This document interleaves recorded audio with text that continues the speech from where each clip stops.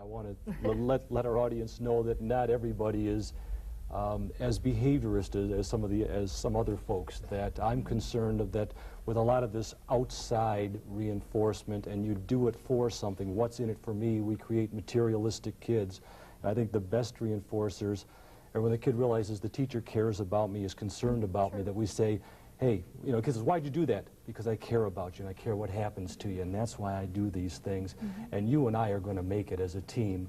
And I want to work more on the inside, and many cultures do not use outward sort of reinforcements for appropriate behavior. There's earning the respect and love and caring of another.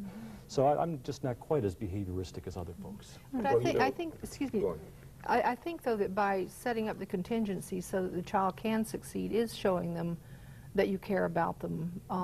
And I don't see anything wrong with that. Hopefully they will internalize, as you say, As long as it's learn the paired appropriate. with the personality of the Absolutely. Well, you certainly don't want to leave them dependent on M&Ms, so to speak. But you know, even the M&Ms of even touch, you know, to a lot of our young children are so away from that whole culture of touching, that kind of connectiveness, that when even a high school student really gets a great thrill out of the old perennial pat on the back, or the whole perennial hug, or to just keep that contact going, that you develop a sort of relationship with them.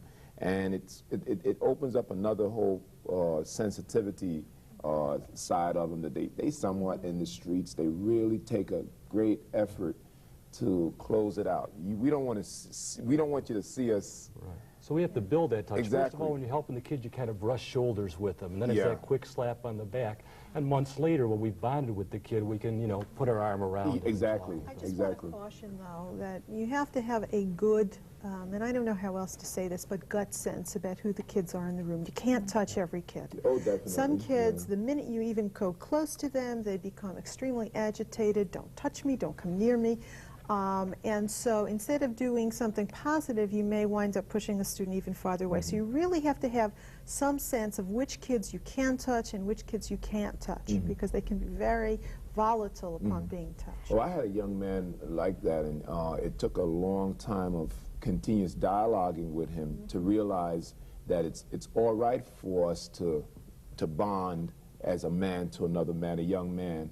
And he very adamant about it, that oh no, we'll shake hands, but that's the extent of it. But it took time, and it grew. And you're right about that. Sometimes it could work just the opposite. But again, I always tell my teachers in our own school, we are supposed to be master psychologists. You know, we have to understand things before it even happens. We ask our own selves questions every morning when we walk into the room.